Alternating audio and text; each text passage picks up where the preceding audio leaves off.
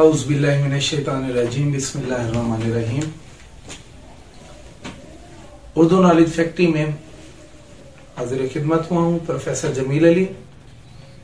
उम्मीद करता हूँ कि आप सब खैरियत से होंगे। अल्लाह ताला आप सबका हामी और नासिर हो। जैसा कि उर्दू नॉलेज फैक्ट्री में आपको जमात नाहम दाहम 11वीं 12वीं और उर्दू के मुतालिक तमाम लेक्चर देखने को मिलेंगे और मैं हमेशा से आपके कमेंट्स का, आपकी राय का मुंतजर रहता हूं। अगर किसी तालिब इल्म को उर्दू के मुतालिक किसी नज्म नसर में कोई मसाइल दरपेश हों तो आप अपने राय में, कमेंट्स में अपनी राय लिख दीजिएगा। इंशाल्लाह मैं उसी के मुतालिक आपको आगाह करता रहूंगा। आज उर्दू के कुछ असनाफे अदब के मुतालिक पढ़ेंगे। जैसे कि हर किसी इंसान का एक किरदार होता है, इसी तरह उर्दू में भी कुछ किरदार हैं। उर्दू एक फन है। जिस शख्स ने उर्दू को बतौर फन पढ़ा, सीखा, यकीनन उसने उर्दू के मुतालिक बहुत कुछ हासिल किया और उर्दू से बहुत कुछ हासिल किया। इसी तरह उर्दू के दो बुनियादी असूल हैं, दो बुनियादी फन हैं, किरदार हैं, सन्फ हैं, जिनमें पहला नज्म है और दूसरा नसर है। अब उर्दू का जो आगाज होता है वो नज्म से होता है।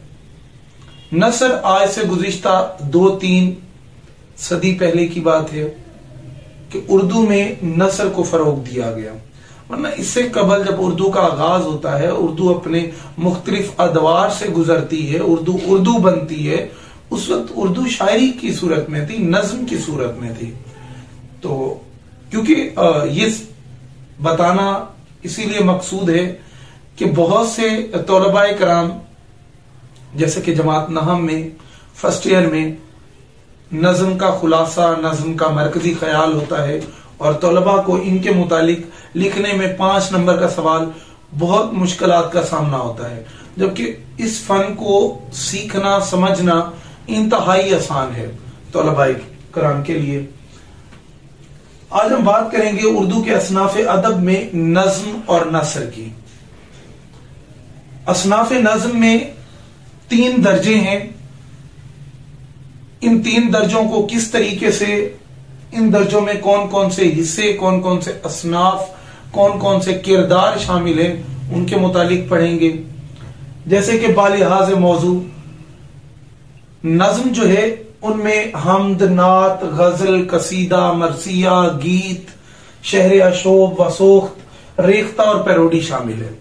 ये इनके बालिहाज मौजू हैं। मतलब कि नज्म जो है इन मौजुआत पर लिखी जाती है।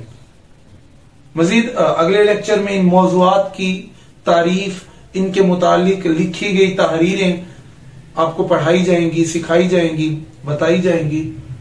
अब ये बालिहाज मौजू है।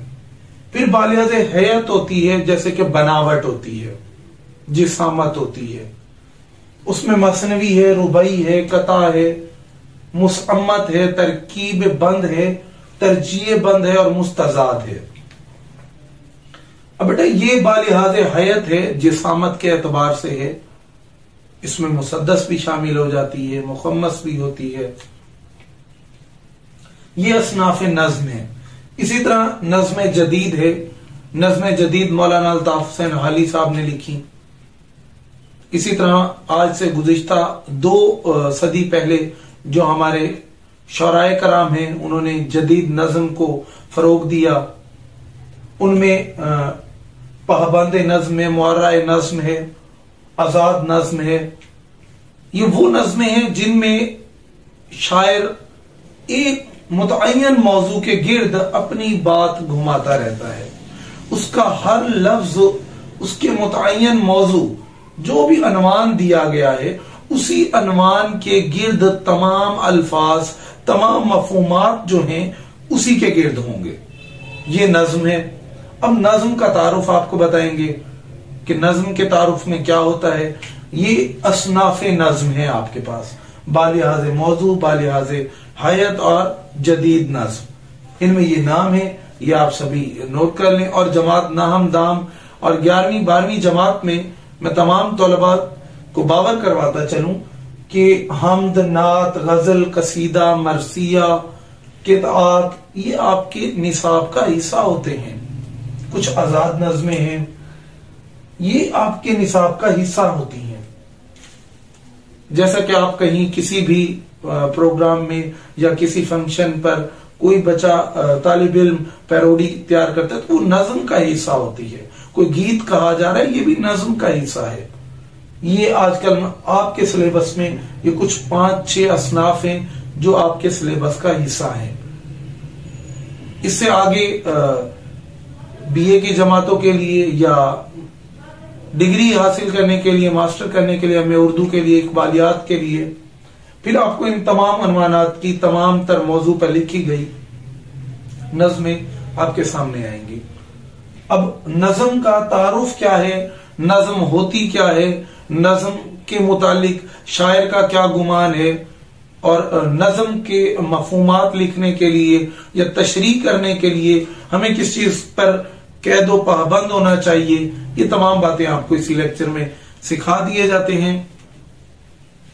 जैसे कि बेटा नज्म के लफ्ज़ी मायनी मोतियों की लड़ी को परोना है, लड़ी के हैं, मतलब कि इस नज्म में आपको ये नजर आएगा, नज्म हमेशा हर शेर दूसरे शेर के साथ जुड़ा हुआ होगा। जैसे कि मोती परोना होता है, इसी तरह मोती परोया जा रहा होता है। एक तस्बीह बनाना, उसमें हम तमाम दाने एक दूसरे की तरतीब में जुड़े होते हैं। इसी तरह नज्म में हर शेर दूसरे शेर के साथ जुड़ा हुआ आएगा, हर शेर का मफहूम दूसरे शेर से मिलता जुलता होगा। ऐसा नहीं है कि पहला शेर का मफहूम कुछ है और शायर आजाद होगा, दूसरा शेर कुछ और लिखेगा, ऐसा बिल्कुल भी नहीं है। नज्म में शायर उसी लड़ी के अंदर जैसे तमाम मोती एक खूबसूरत तरीके से परोता है, इसी तरह नज्म में तमाम अशार को एक दूसरे के साथ तरतीब में लाता है। फिर मोतियों की लड़ी में बराबर जिसामत के मोतियों को एक धागा बाहम मरबूत किए होता है।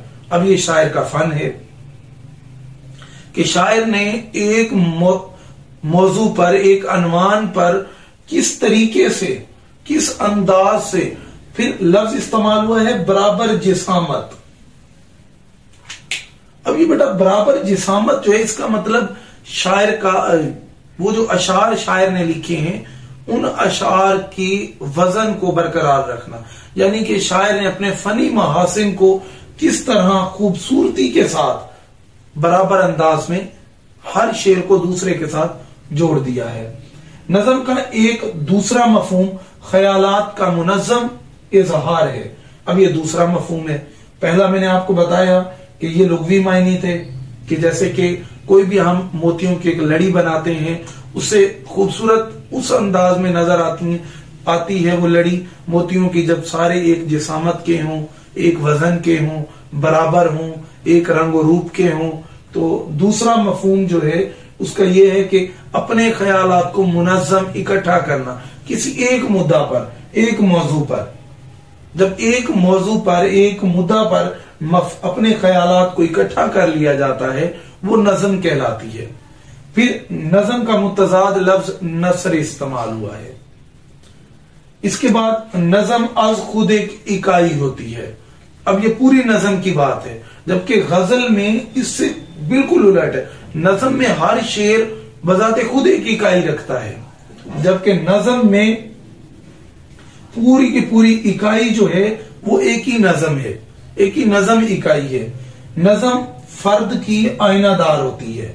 हाँ, अब ये फर्द कौन है, यहां पर एक लफ्ज इस्तेमाल हुआ है फर्द। फर्द से मुराद वो शायर है जिसने अपनी सोच को मुनज़्ज़म किया, इकट्ठा किया। वो नज़म उस सोच की, उस शायर की आईनादार होगी कि शायर ने किस तरह फन के साथ फनी महासिन का इस्तेमाल करते हुए उस नज़म को खूबसूरत लफ्जों में परो दिया। इसके बाद है शायर। नज़म शायर की इनफरादी अकेली फिक्र और खसूसी सोच की चुगली खा रही होती है। हाँ जी, अब ये चुगली खाना, क्योंकि ये लफ्ज हमारे मुआशरे में चुगलखोर उसे बड़ा मायूब सा लफ्ज समझा जाता है, इसीलिए ये लफ्ज चुगली खाने से मुराद है कि वो शायर का फन बता रही होती है। वो नज़म जो है बड़ी इनफरादी तवज्जो के साथ, कि वाकई शायर ने किस फन के साथ, किस खूबसूरती के साथ इसे मुनज़्ज़म किया, कितनी खूबसूरती और खूबसूरत अंदाज के साथ इसकी शायर की सोच को बता रही होती है कि शायर ने इतनी खूबसूरती के साथ इस फन का इस्तेमाल किया है। फिर नज़म में तखय्युलात और महसूसात मखसूस शख्सी तर्ज और इनफरादियत से बाहर नहीं निकल पाते। अब ये बात तो इंतहाई अहम है कि कोई भी नज़म लिखी जाती है उसमें तखय्युलात महसूसात जो होते हैं वो एक शख्स की इनफरादियत से बाहर नहीं, मतलब कि शायर जो है, शायर बेटा उस मखसूस अनवान के मुताबिक, उस मखसूस मौजू के मुताबिक अपनी सोच को ढालता है, उस मखसूस अंदाज के मुताबिक अपने अल्फाजों को ढालता है। अब शायर तमाम लोग, बहुत से लोग, जितने अच्छे शौराए कराम हैं, जितने भी शौराए कराम हैं जो नज़में लिखते हैं, बेसिकली गजल से, हकीकत में जो गजल से ज्यादा मुश्किल काम नज़म लिखना है, क्योंकि एक अनवान के गिर्द लफ्जों को का जमे गफीर करना, हर लफ्ज का वजन देखना, हर शेर का फनी मुहासिन का इस्तेमाल करना, ये सभी एक नज़म के लिए होते हैं। जो नज़म लिखते हैं शौराए कराम उनके लिए होता है। उम्मीद करता हूं कि आपको असनाफ अदब, उर्दू के असनाफ के मुतालिक बाखूबी समझ आई होगी। ये इसमें मैंने आपको सिर्फ असनाफ नज़म समझाई है, बताई है। इंशाल्लाह अगले लेक्चर में आपको असनाफ नसर पढ़ाई जाएगी कि असनाफ नसर क्या होती है और असनाफ नसर बालियाज मौजू क्या है, बालियाज हयात क्या है, या जदीद तर्ज की नसर किस अंदाज की होती है। और इंशाल्लाह आप तमाम तलबा को किसी भी क्लास के, चाहे जमात नाहम, दाहम या 11वीं 12वीं या बीए जमात की उर्दू पढ़ने के लिए, किसी भी नज़म का, किसी भी अशार के मफहूमात और तशरीहात के लिए किसी भी तालिब इल्म को कोई मसला दरपेश होता है तो आप मेरे यूट्यूब के चैनल पर अपने कमेंट्स लिख दीजिएगा, अपनी राय दीजिएगा। जो भी सवालात आपको ना आते हों इंशाल्लाह उसके मुतालिक आपकी बाखूबी रहनुमाई की जाएगी। अल्लाह ताला आपका और मेरा हामी और नासिर हो। वस्सलाम।